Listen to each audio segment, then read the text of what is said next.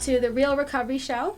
We're here every week. We air every Friday at noon, and you can see all of our episodes on themeetingspace.com. This has been quite an amazing experience. It's crazy how much feedback we've gotten. People who are in recovery and people who are not even in recovery learning things about how to recognize if they have a problem or help somebody that they think might have a problem in their life as well. So today's topic is going to be on meeting spaces. You go to a meeting, you put $1 in a basket, you don't know where it goes. You go to a facility, you may buy a drink or a snack, and you don't know who you're supporting. And even especially during COVID, when some of the meetings were struggling, you wouldn't have known it necessarily if you were on Zoom. But there's a lot of stuff that good and bad that people have experienced around meeting facilities and on their continuance or places closing that are close to one's heart over several years, and especially during COVID. And so if you've been curious at all, stay tuned because we're going to talk about all of that. I'm going to start off and talk about how the meeting space came about. The meeting space is located at 6115 South Rainbow Boulevard. It is currently the largest meeting facility in the Southwest area. It has 115 meetings, and it has a recovery store right in the center of it. The meetings range from 12-step recovery meetings to anger management classes for men and women. And we also have workshops there for people to do the steps or for authors to come and do signings and craft fairs, etc. But how it came about is a very interesting story because I have had different dreams of doing different things in my life, but having a meeting facility was never on my radar. This was many years ago. I'm 23 years clean and sober, but I was living in another state and in Texas, and I went to a workshop, and this workshop was incredibly powerful. And I went up to the front to get a CD, which they had just started making CDs rather than tape cassettes, and to age me a little bit. And I was so sure that I would be able to just get the CD and listen to this great talk over and over again. And so I didn't even write notes. I was just so sure about that. And when I went up to the front, I was looking around and I was a little perplexed. Like, where are the CDs? Where's your table? And this person said, "Oh, we didn't record it." And I said, "Well, why not?" And it was because there were two people who were the main tapers, they were called, for all of the recovery-based programs, all the workshops and the speaker events, etc. And within a couple of years before I even saw this, they had both passed away. There was nobody recording for anything for the entire Houston, Texas area. And even parts of Louisiana and Beaumont, etc. And God, it was crazy. Now, to paint a picture, at the time, I was on disability and I was seizuring on a daily basis. I had a hard time holding down a job, and it was just incredibly stressful. I had severe PTSD, and I didn't like crowds. But here I was. And I'm not entirely sure if that day my mouth opened because of my ego or my intuition, but out came, "I'll record." And I started learning at rapid pace how to set up sound, how to record, how to pre-print CDs, and to record live, edit, and burn onto pre-printed CDs for sale for different programs. And I became known for this. I was the only taper for that whole area, which is, if you've ever been to Houston, Texas, is significant. And so what's interesting about that is, people were very, very supportive and very happy that I did that. And I didn't make money, I made sure that I was at least somehow, I don't know if I made sure, I don't know how it happened, but I somehow covered the expenses of it. And people, they loved it. I was pretty good at it, if I do say so myself. And so it paid for itself. But what it did for me is it put me in environments that I would not have gone to myself. I am an isolator. In my addiction, I was an isolator. And my higher power, who I choose to call God, for sure was like, I got you. I'm going to put you in a place where you're going to have headphones on your ears and you're going to hear a whole bunch of stuff that you wouldn't have heard because you wouldn't have gone to the retreat or the workshop or any of these events.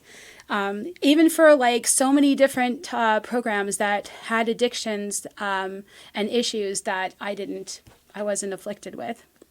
So I ended up creating a website called 12stepcds.com, and this idea came to me that one day I was going to open a place called Awakenings, and it was going to be a store that was going to be half for all the addiction-related recovery type stuff and half for all the extra spiritual stuff, like the tarot cards and the crystals and all the other stuff, and somehow I was going to have that one day, and I couldn't even fathom how I was going to do it. Like I said, I had seizures and I was super sick. So whatever I put energy-wise into it, and I was always so afraid of, my biggest fear when I recorded all those years was that I would have a seizure during a recording. I was so afraid because I was afraid somebody wouldn't hire me. So it was interesting, hire me, whatever. I was the only person, but whatever. In my head, I was always afraid of abandonment, my own issue. But so I ended up relocating from Houston, Texas to Las Vegas because of a guy. And I got married. And I started recording out here. And it just wasn't the same thing. I didn't feel like I was needed. There were other tapers out in Las Vegas, and I felt guided to exit stage left, basically, intuitively. And so I did. I stopped. And there was still this idea, though, like it would be great to open that kind of store. However, at the time, there was actually a store out here in Las Vegas. Some of you might know. It was called Genesis. And to me, I didn't necessarily love the area, but it had a lot of the things that I wanted to offer. So if there's not a need, there's no need. And so I didn't do it. Interestingly enough, my very first employee of the recovery store later on was somebody who used to work at Genesis, Tay-Tay. So, it's just so cute. So eventually, Genesis said they were closing, and they wanted to know if anybody wanted to buy that. And people were talking about buying it, but nobody ended up buying it. And it ended up closing, but little versions of Genesis started to appear, and one of the little versions of Genesis became the recovery store.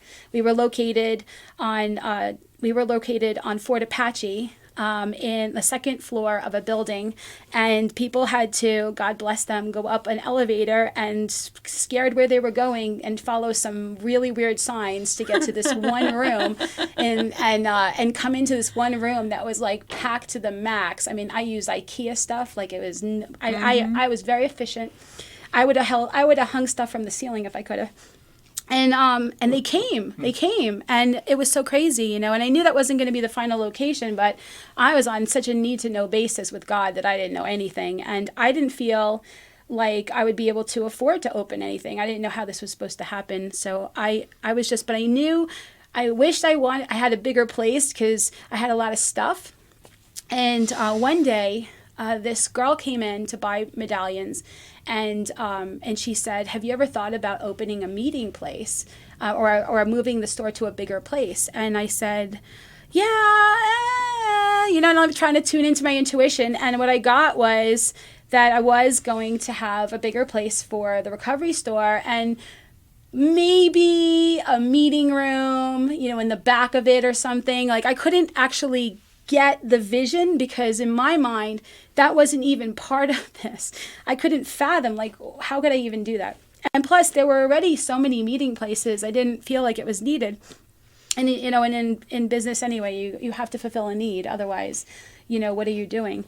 And so then she said, and she represented represented.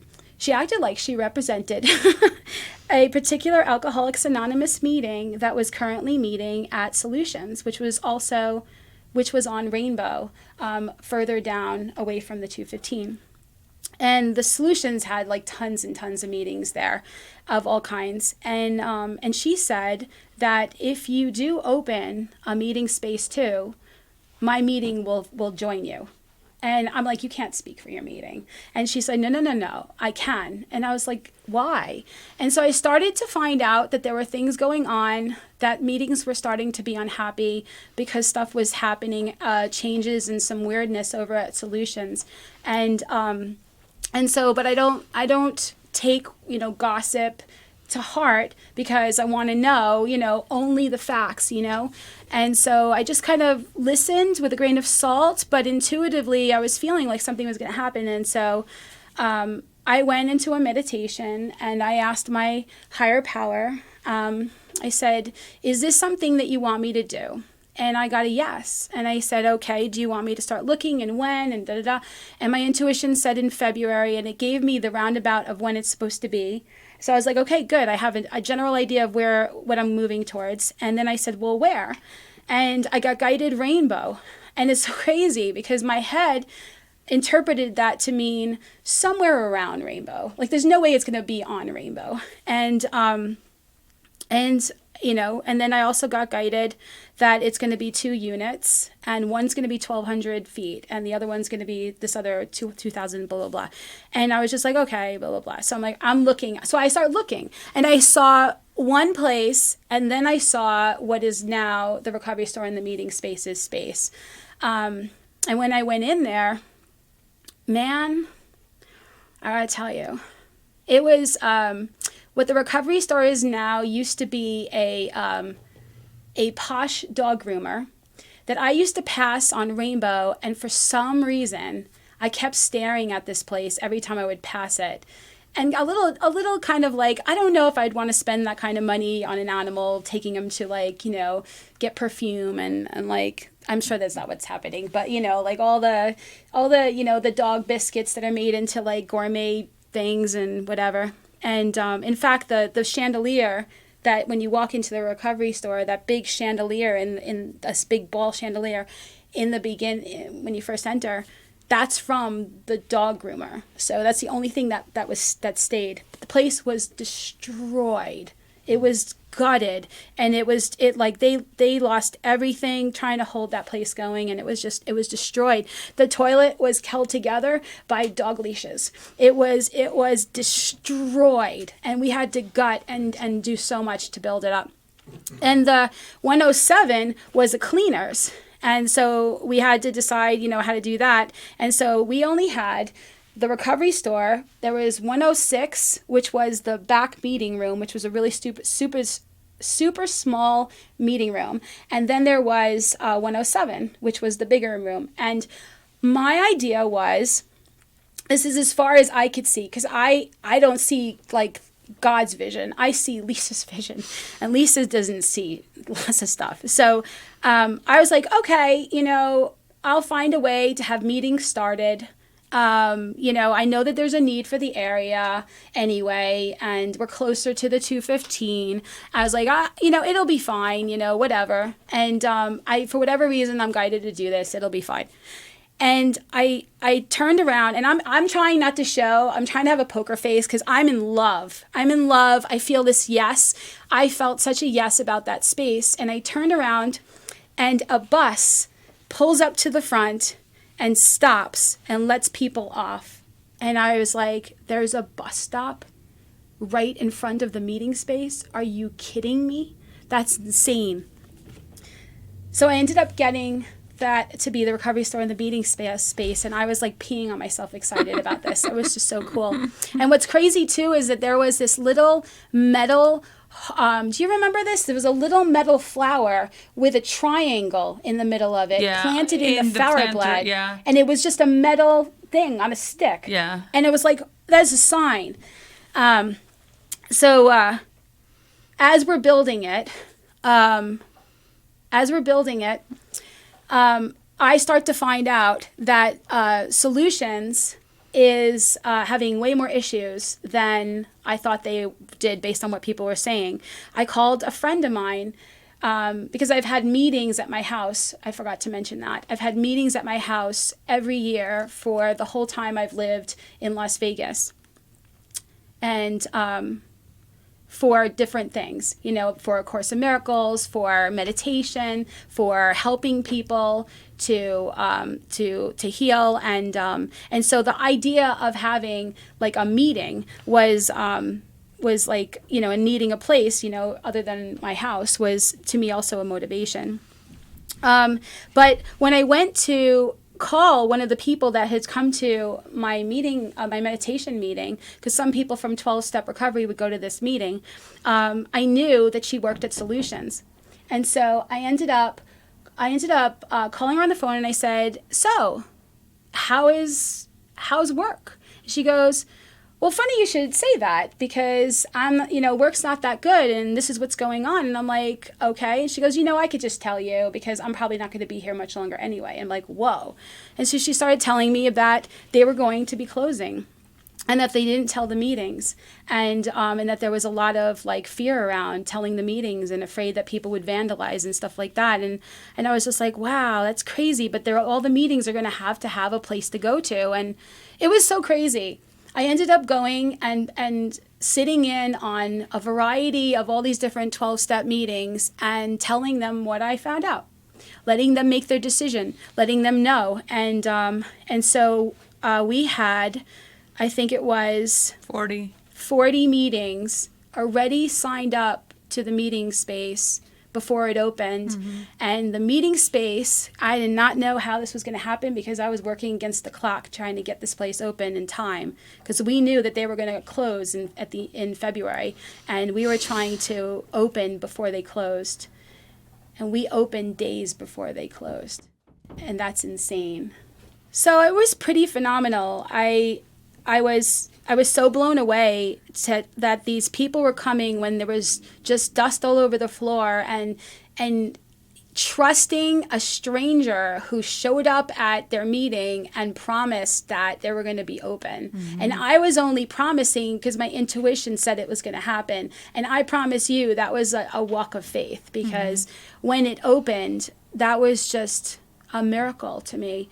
And Solutions closing was nothing that I thought, on my radar.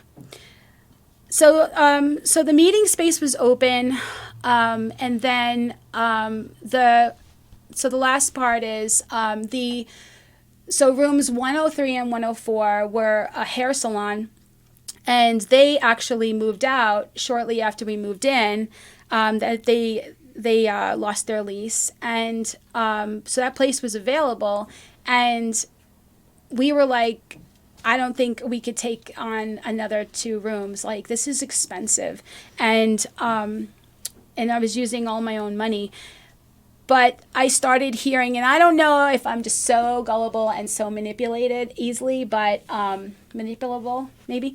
But they started talking about how it's possible that the person that was looking to rent had a marijuana distribution business. So I'm an addict. All you need to do is get me thinking, what if? And away I go. And something, needless to say, we got 103 and 104, and we built it out, and so what have you. So I went to, in the Strip, there's a place called Coffee Bean. On the corner, and and I went into Coffee Bean. This is one of my favorite stories, and then I'll turn the mic over. I went into Coffee Bean and I said, "Can I speak to the manager?" And this girl who was maybe 18 years old, I'm not sure. She goes, "I'm the manager right now," and I'm like, "Oh, okay, sure." And I said, well, do you know about 12-step meetings and alcoholics and addicts? And she goes, and she kind of like acted like she did, but you could tell like she was already, her eyes were a little bit like kind of glazing over. And I said, well, we drink a lot of coffee. And I feel it my due diligence to give you a little heads up that you're about to have a serious uptick in your business, and you might want to prepare for that. She goes, oh, okay, no, we're fine, blah, blah, blah, blah. I'm like, all right, that's fine, whatever. So I left and everything, and we were open for a bit, and this guy comes in, and he comes up to the front desk of the recovery store, and he goes, so I'm the manager. I was on maternity leave, and I'm the manager of the Coffee Bean, and they said you came in, and you were trying to warn us about, and what's going on? And so I told him, and he goes, yeah, definite uptick. And I said, well, you're welcome. And I just, and there was a Subway there that closed during COVID, but they also got a lot of business. And it warmed my heart that some of the businesses there loved us, not the massage place so much, but they weren't so thrilled. But we worked some stuff out, and we have a symbiotic relationship now. Yeah. So that's it. And now, time over time, Monte Vista closed right in the beginning of COVID, and for non-COVID related reasons, and during COVID, a lot of the rest of the places in all of Southwest closed, and there was nothing open. Well, like hospitals stopped taking meetings. The hospitals stopped taking meetings. Churches stopped taking meetings. All the meeting facility, everything. And then during COVID, Serenity Club also closed for financial reasons, and they really, really tried to keep that place open. It was a heartbreak. But yeah, it's so that's the rush through of how the recovery store and the meeting space all came about. And I'm really super excited today because we're joined here with two people who are from KCB Club. We have Bill, and then we also have Keeping It Real Club, where we have Sticks. And we are going to take turns, and we're going to share about how we can start off with you, Keeping It Real, how Keeping It Real came about. Hello, Lisa. What's up? Hello, everybody. My name is Sticks, and I want to talk about the Keeping It Real Recovery Club. How did it all come about? So we're coming in on 5 years in December. I think it's like December the 3rd. And we started off on Commerce, 1309 South Commerce. Mm-hmm. This place was like a place where homeless people hung out at. Mm-hmm. Mm-hmm. If you like Google the address, it'll come up meth lab. Wow. For real. I'm serious. And so it was this garage door we was looking at opening up this place, and when we opened it up, it was like everything that you could imagine in that place. Dirt was like 2 inches thick. Wow. And it was smelly, and and the group of people that was like, okay, we're gonna have to invest in this and get this right. And I'm the first one who said, just so you know, we're not getting a dime of our money back in this investment. Yeah. Not one dime. Mm-hmm. And that came to be true. Yeah. Because over the course of the time that we were on Commerce, it was one big empty space. So if you ever been on, I don't know if you was over there before, but every wall in there was put in there by us. The kitchen was put in there by us. The lounge, the tables, the chairs, everything. And thank God for people that wanted to see this happen. So we got a little help here and there, and so after the pandemic, the owner thought that, okay, well, I can't keep you guys here at the same price, so they wanted to raise the rent. So we were out looking for a new location, which we now are located at 1100 East Almond Tree Lane, which is like corner of Maryland Parkway and Sahara. Mm-hmm. Place is twice as big. Kitchen is twice as big, and you have a church. Yeah, we have a So my spiritual advisor happens to be a pastor, and so next door to the club is a church, and we're working on some other things to have different activities that could help the community. And our whole thing, like in that location, is a lot of people that need help, and we're reminded that this is why we have this place. Because I mean, I don't know where this perception comes from. Like, people think recovery clubs is making millions of dollars and thousands of dollars, and we are keeping it a secret from people. Right. You know what I mean? Right. And which is not true. Right. I mean, for the most part, it's a struggle. For everybody. Yeah. I mean, like, since I've been around, August 16th, 1993, I didn't see so many clubs close. Yeah. Right. At least about 10 clubs that have closed and never opened back up. Now, a couple of clubs closed, but they were able to open back up, and then they closed again to never reopen. I've seen a ton of clubs closed since 2007, so... Yeah, so you imagine how many... In your 13 years. 15. Oh! Sorry. Don't be short-changing. Yeah, her. don't Come on. do that. That's not cool. So, one of the things that I think is helping us in the Keeping It Real Club is that, we have membership, we have a kitchen, we have basic stuff, and then we have really good food, and we have membership, and merchandise. We have merchandise. This hat is Keeping It Real, and we have Keeping It Real T-shirts. We have hoodies, and being a member, you get 20% off the clothing or the food or activities.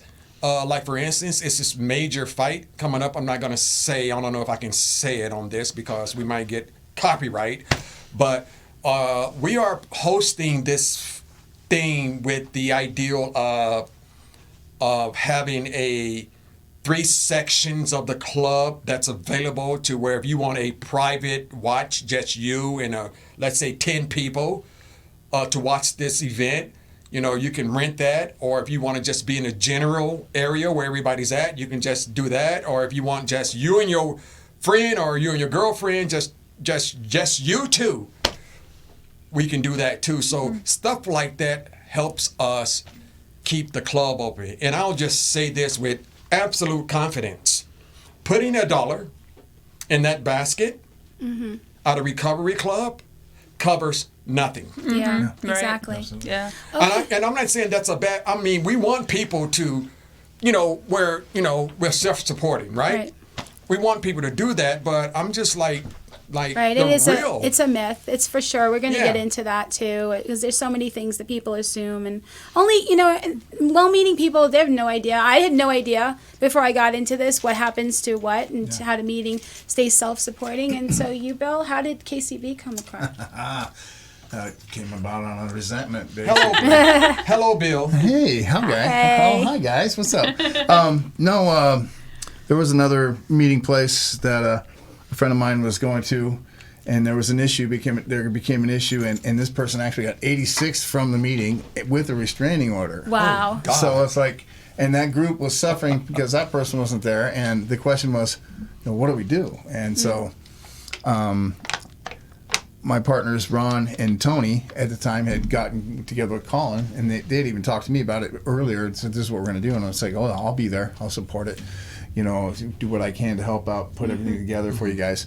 Anyway, they got together and they said, this is what we're doing. And they purchased this room and, set it all up and said, this is for everybody who wants to bring in a meeting, they can bring in a meeting, stuff like that. So we had that there. And when it opened up, there was 2 meetings there at the KCB. You had a meeting at 5:30, and then there was a noon meeting that had become, and that was it, and so we're like, hey, look what we're doing. And next thing you know, it just started filling up and filling up and filling up, and it's great. We're a simple it's a simple club. KCB is a very simple club. Mm-hmm. We don't offer the food and everything like that. Again, Well, you do have the fridge with all we the have the fridge drinks. and we Right. have the honor system for Right. with the soda and stuff, and that actually is really, really, really pretty cool. One of the things that we do as a club, we make sure that we, provide literature for newcomers that come in, and Right. that it's for free. There's Oh, no wow. purchase. Wow. Wow, that has to also come Yeah. from your pocket. Yeah, Yeah. and That's they not cheap. and they always have cookies. Always. We always have- Yeah, because yeah. people bring them, right? So yeah. Yeah. And there's, and it's in a nice place. It's not too difficult to get to. It's off of Alexander in Rancho. It's right there by the VA hospital, and so, but it's again like Sticks was saying. People don't understand that. Even with COVID, when COVID came along, Right. we had an issue, and the issue was keeping it open. Right, and, right. And even that dollar into the basket, like you both have said, Right. what does that cover? Right. And it doesn't cover anything. Yeah. Yeah. And so Yeah. but that's how we got started. That was 12 years ago. Oh wow. Okay. Been here that long. Yeah. Wow, and you have 28 years I have 28 sobriety, years, and yes. Sticks, you have. Oh no, you have 29 years. 29 years. Yeah. And Yeah, you coming just. up on 30 Yeah. really quick. No, you just took 29. You just took 29. You need to be 29 for a bit. I'm coming up on 24. She'll be 24 in January. In January. You're a while are you away. old No, enough no, to no, have no, no, 24? no, no, That's listen. what I want. Thank you. I am, Bill, you're my favorite right now for I saying am that. absolutely good for 30. If somebody wanted to give me a 30-year chip tonight, Oh yeah, they know I'm good for it. yeah. No Well, fronts, you buddy. are well into your 30th year. I'll Is that- start Shit, designing it and I'll have it ready in August. Right, and I'll send you the picture. Okay, It's so it's we- a different picture than No, the no last front one. sticks. We're gonna go on break, and please remember that the opinions expressed here are strictly those of the people who gave them and do not represent any 12-step program or should replace your own intuition or professional medical advice. See you in a bit.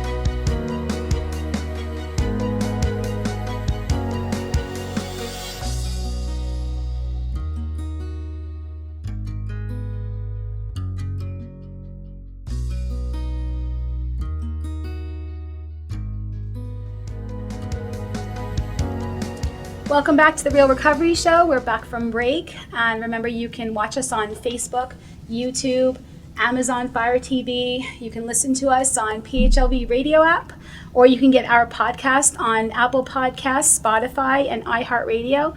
And if none of that means anything to you, you can go to themeetingspace.com and click on the Real Recovery Show. All of the episodes every week are posted there. And you can look for my Facebook, and I post it there as well.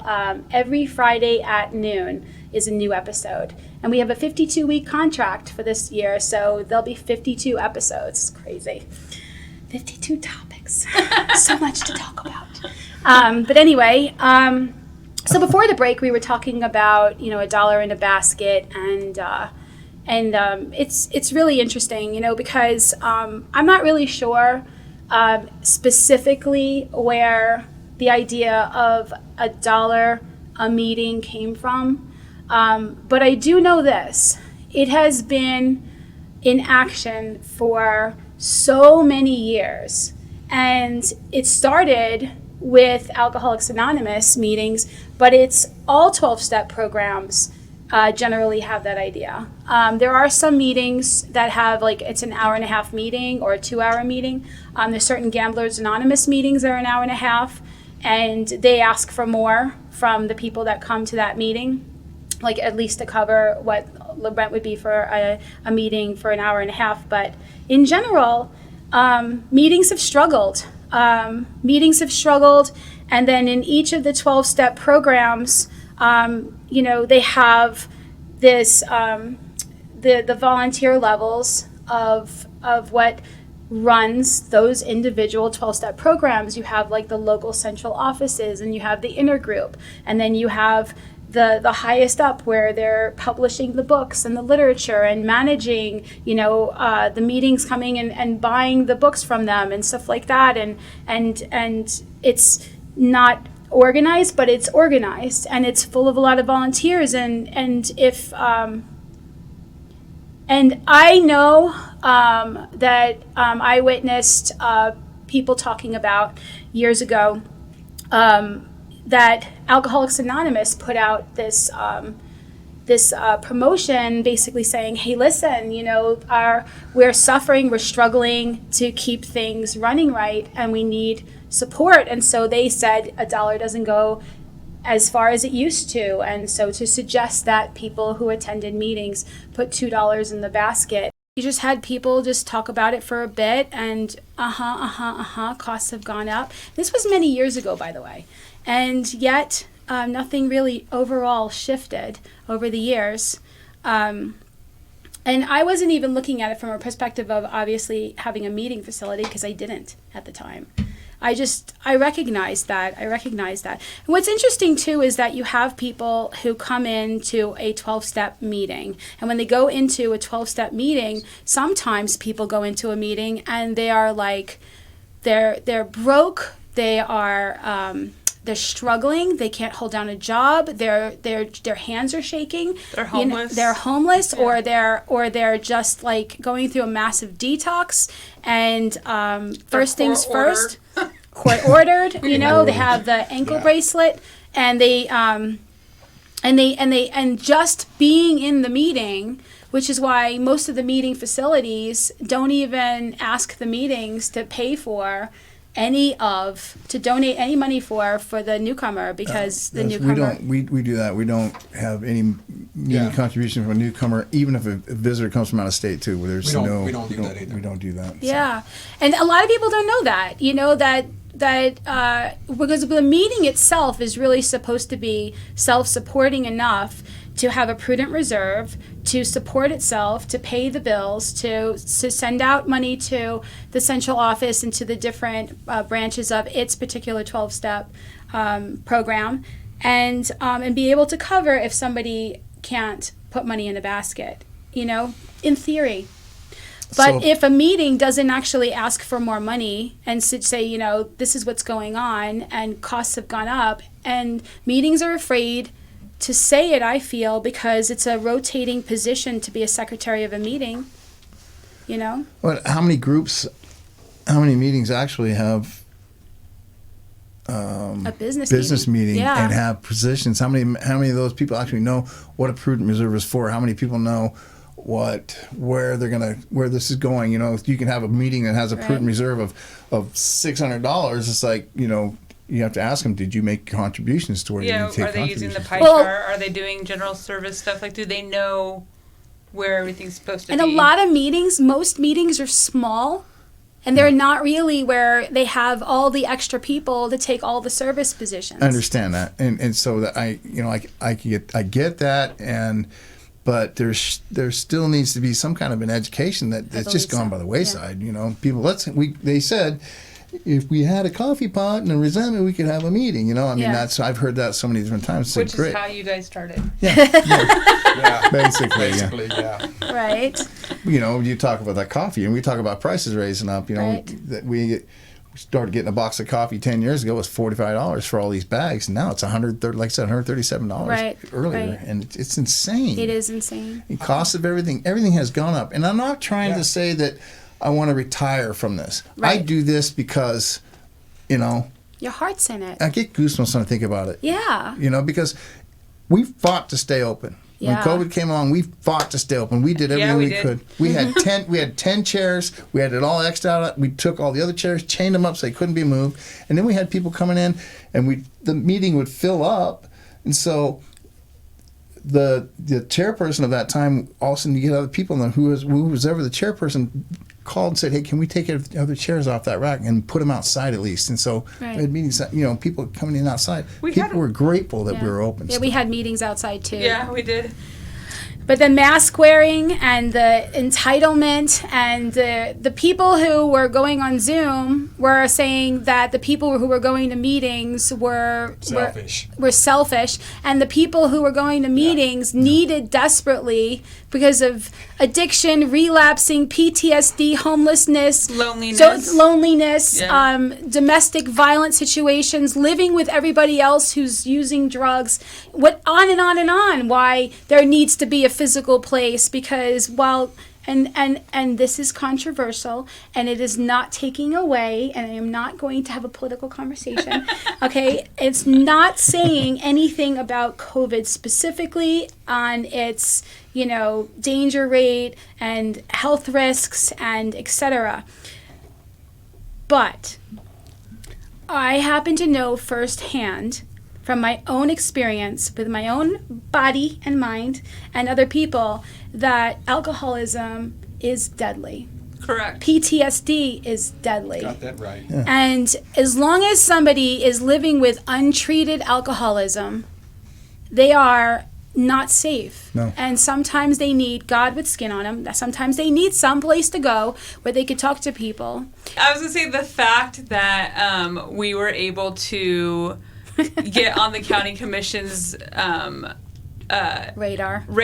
that they closed down the city, and we were on the docket of the county We were commissions. closed for 2 days. But I'm talking about before that. But when we got on the county commission's meeting that day that they were closing everything, before the recovery store and the meeting space had to close for 2 days for something completely different. Oh, yeah. But when we got on that meeting, and it was like an emergency meeting that no one knew about. To mention, what about meetings? To mention about meetings to become essential. Right. Because if we wouldn't that's have right. become essential, no one would have been able to have 10 chairs in a I room. forgot that No, we did no, that. That's true, because some of what we did was predicated off what We Lisa did. and I talked about, I and had how she went about everybody it, calling and me. how she fixed it. But just Right, fix it. really quick, this whole thing about why we do this. You guys have a club, you have a club, we have a club, and there's clubs out there, and I think for myself, it's about how much I love being sober, how much I love people, how much I love doing this work. And, every month you look at your bills, you don't think about what people is doing or what they're not doing. You're thinking about how can I keep this open? Yeah. So the whole thing is that, in general, people are cheap.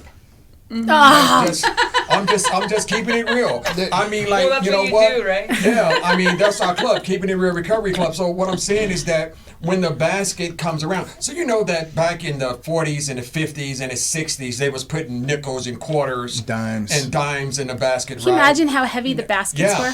I know, right? It's made out of real Those silver. red- those It's made red out of real envelopes. silver too. Look, it's a standard.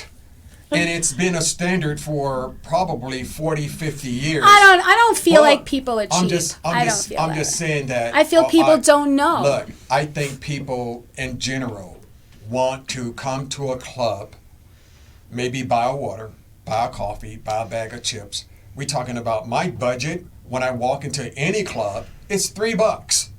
Mm-hmm. You know what I mean?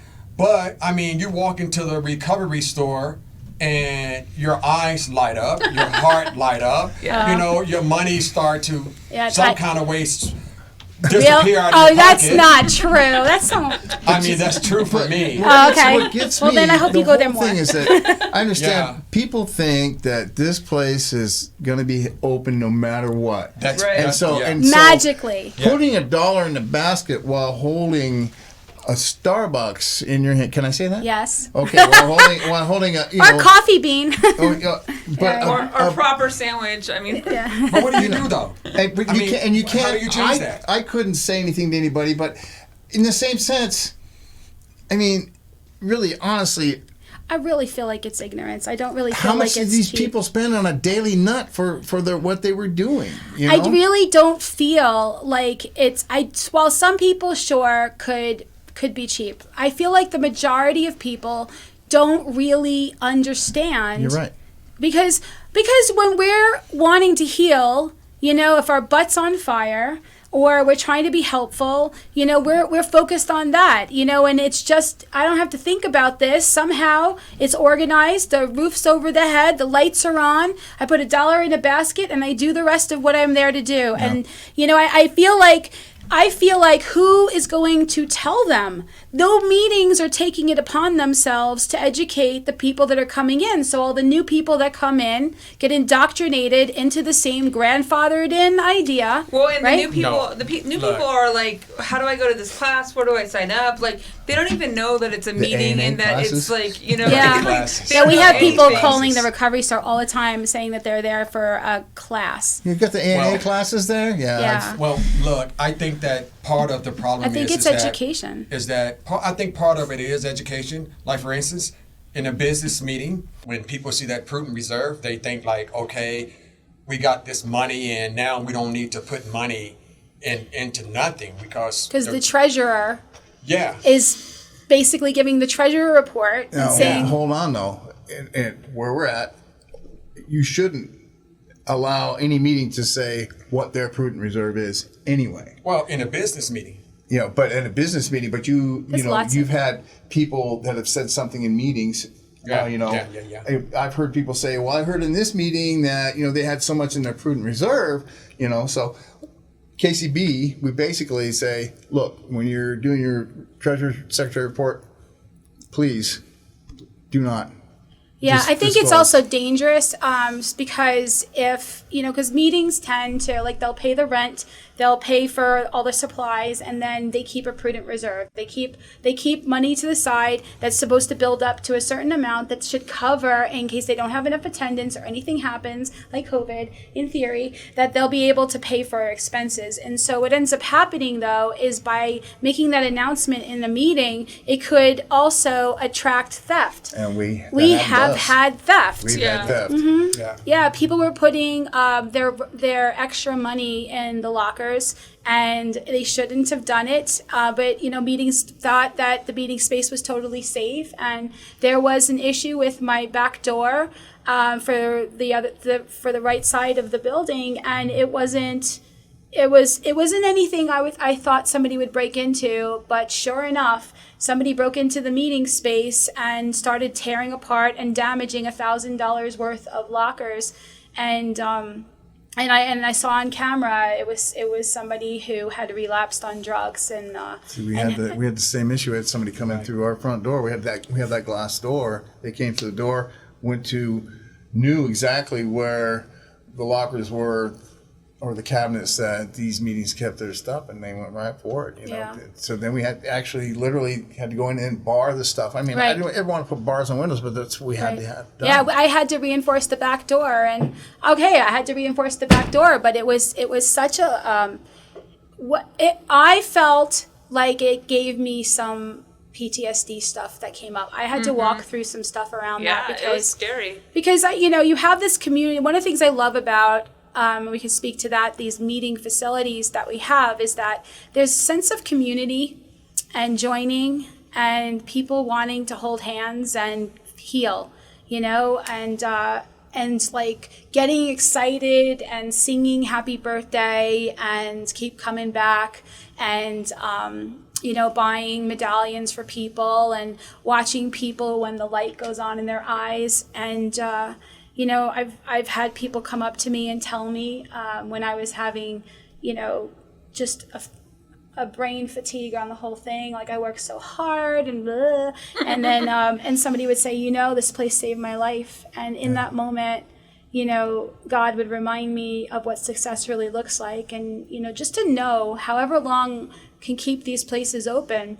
Because, you know, if you don't know, it is a struggle to keep these places open. And, you know, it sounds like we're just like, you know, like whiny little meeting space owners. No, But but the you- truth is, if you don't know how hard it is to pay rent, we ask for donations, we do fundraisers, and we're still very, very tight. No Let's- salaries. Let's look at what's going on right now. We have the fentanyl stuff's happening. Okay, you have Jesus. you Yeah. have there's addiction is through the roof. Right. The percentage of people that are just Especially out there, during COVID. the drinking, the drugging, the meth, everything is through the roof Right. now. And so you may all, as owners of meeting spaces, might be seeing a little dip right now, but I'm gonna tell you, I think yeah. coming around around the first year, so it's important that we stick, do everything we can to stay open, and that's what's happening right now with us, between Ron, Tony, and myself. We dipped into our reserve so much.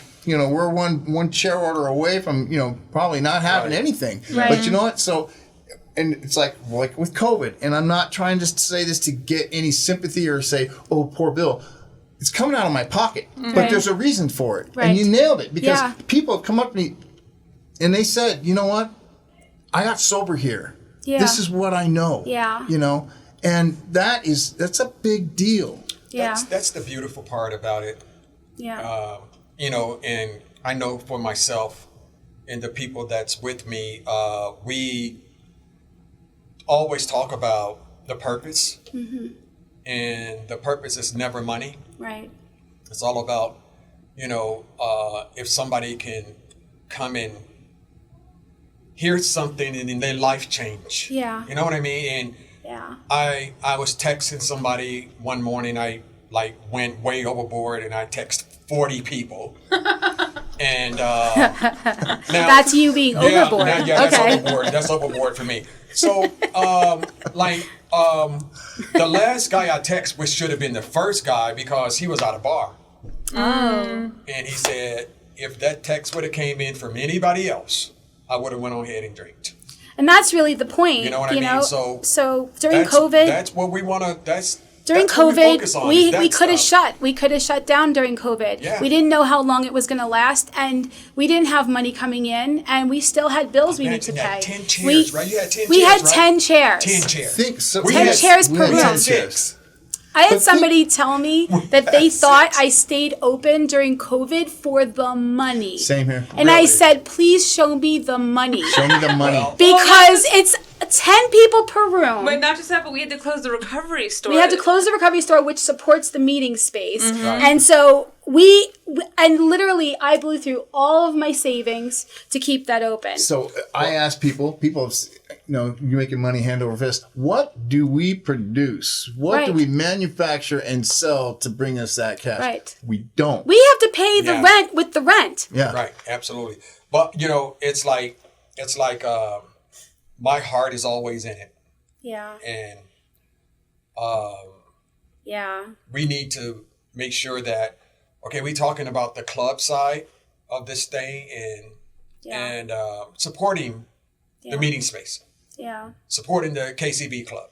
That's one of the things I love Keeping It about Real. you is that, you really have the attitude of, supporting other meeting facilities. Like when we Yeah. were really struggling, you did a marathon at the meeting space and brought meetings to the meeting space to Right. fundraise. And that's why don't we have that? There should be more of that. Should be more look, cohesive, And by the yes. way, I had a great time doing that too. And Yeah. getting those groups together was like, hey, I Such a need your good help. feeling. And it was like, what do you need us to do, Sticks? Yeah. You know what I mean? It was just that simple. And I'm looking to do something again Yeah. real soon for all of us. Mm-hmm. And hopefully, something changed. I think that if we stay to the core of who we are, like what's where I live at in my heart, if we stay to the core of that, I think good things is going to happen. I think feel good like things it going to happen too. for all of us. I feel like look, most people, if they knew that this is what really goes on behind the scenes, I feel like most people would want to help, because I feel like somehow we've been able to do this, and it's been donations and people Yeah. providing, absolutely. and people have felt it on their heart because they see the same mission. They may have a different job that they don't directly affect people like this, but they want to support. I just got the chills. They want to support people who are doing this, because we're all, at the end of the day, in recovery and healing. We're all in the same boat. And if we don't do what we could do to support each other in keeping the boat rowing, then the boat's gonna sink. And So- we all went to Serenity when it closed, and it was like watching somebody die. God, It really was. I couldn't make it that day. What I is was the like, worst? What would be the worst feeling for somebody who shows up to a place that they've gone to for years and see something on the door that says, "Sorry, We're no longer closed." here." Yeah. Yeah, We couldn't and, stay open. And what if that day is the day that they really need a meeting, Yeah. and they show up, Yes.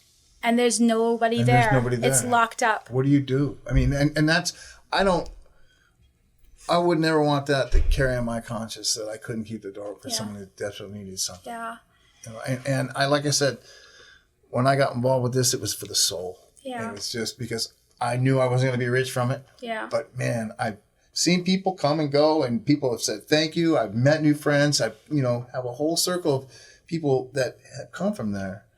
yeah. And from other places, and I'm grateful for that. God, I have so many friends. I have so many. It's just a feeling of like, just the support of it, and so it really is either up to.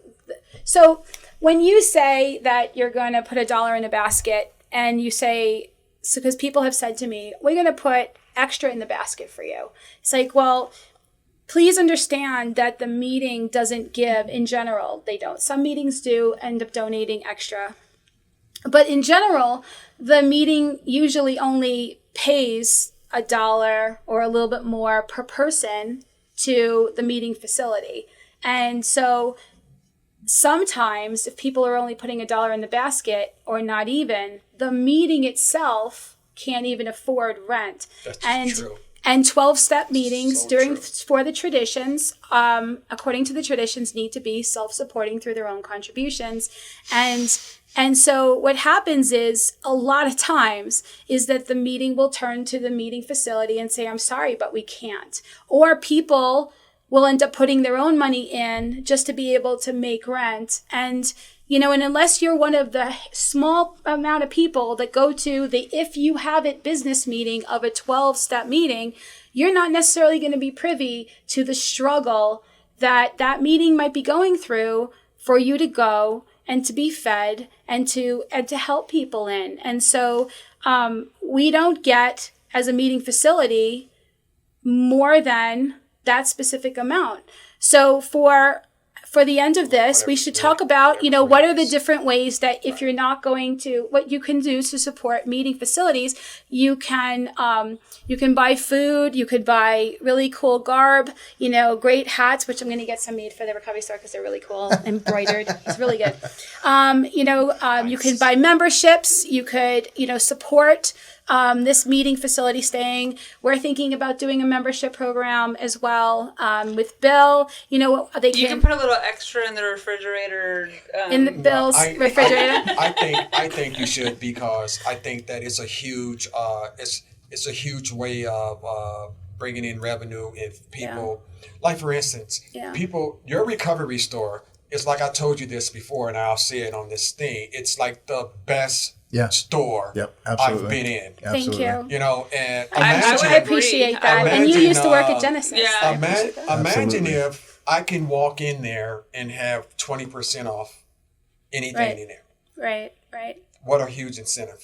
You know what I mean? So, I just feel like at the end of the day, there has to be a way. Maybe there's a way you can Bill, you can set up some sort of like a Venmo or something, put signs on the wall with a QR code and have people donate, because people can do that, but also to like spread the word and say, whenever you hear a meeting is needing support and you go to support that meeting, please understand that when meetings die, so does the facility. If the facility doesn't get enough attendance, it's going to not be able to keep going. And so we need to, so true. And we have so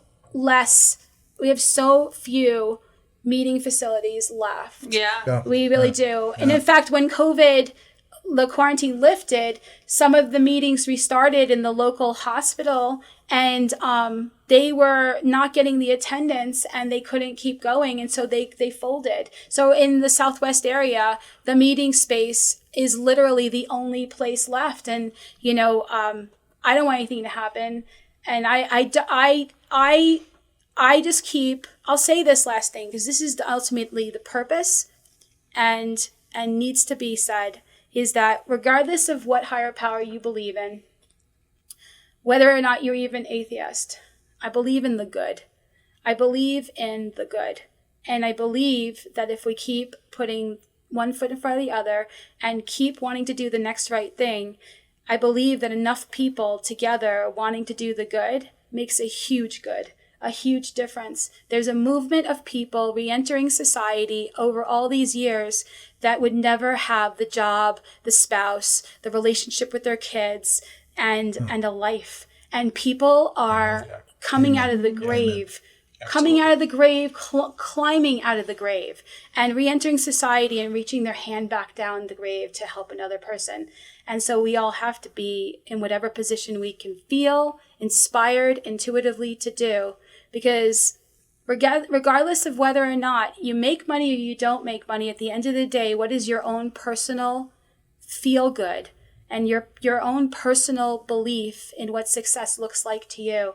And at the end of the day, if the meeting space closed, I will have felt like I became a success, because, and I'm crying because I know so many people, suicidal people, relapsing chronically people who are sober today,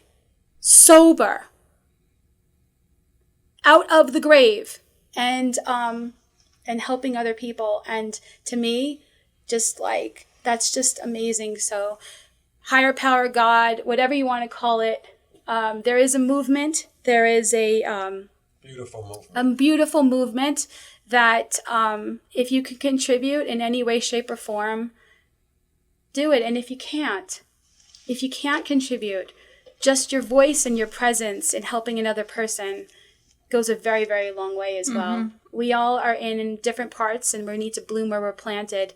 And so, yeah, if you have a little more, find a way to give a little more, and let's keep this thing going.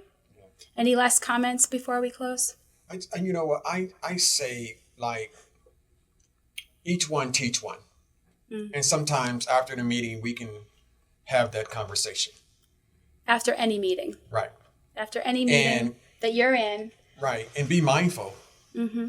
Absolutely. Thank you so much, you guys. Thank you. Thank you, Lisa. I appreciate that. Don't be afraid to give. Because you know what? The more you give, the better your life is. Yeah, absolutely. You know what I mean? So, thank you. All right. Lisa. Thank you. Thank you. Tay. Yeah, thank you. Bill, thank you. Really? And I want to say thank you to myself. Of course you do. Come down and- Of course you do. Can I just say something real quick? Because Pick up a hat. I'm the only non-owner of a meeting space on this episode. And, you know, like, I just really appreciate the hearts of people that do these kinds of things. I know we just had an episode on sober livings. And, like, I love to see, you know, people using the gifts that they were given in this way to give to others. And so, like, you guys are just amazing people. And I just wanted to say that. Thank you. Love you. Thank you so much. So thank you for joining us today on The Real Recovery Show. We'd like to give a special thanks to our sponsor and gracious host, PHLV Radio, here in Las Vegas. See you next week.